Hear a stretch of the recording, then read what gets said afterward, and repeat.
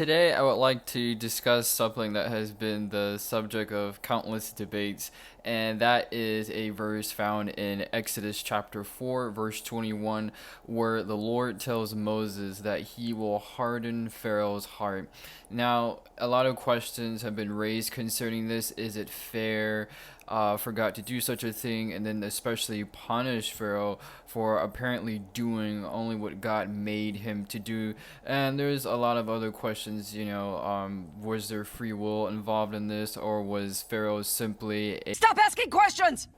But we're going to read this in the Hebrew text to see what it has to say, and hopefully we can shed some light on this. So if you go to Sefer Shemot or Exodus, it will read, Va'ani achazek et libo. God is saying, on my part, I will harden his heart. And so before we really unpack this, you have to know in biblical Hebrew there is something called 7 binyanim. These are 7 different verb stems. You have the pa'al, also known as the kal. You have the pu'al. You have the pl. You have the hit pa'el. You have the hufal. You have the hifil, and you have something called the nifal.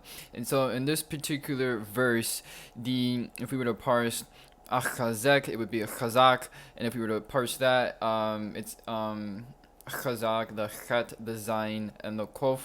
And so it is found specifically in the verb form called pl.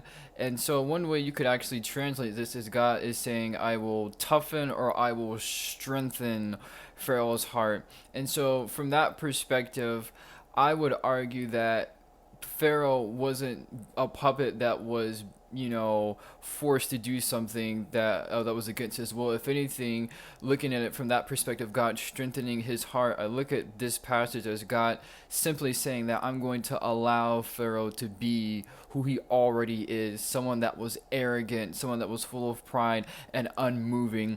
And one way that you could translate this idiom, the hardening of the heart, is basically one who is heavy-hearted. And so I think that is pretty interesting.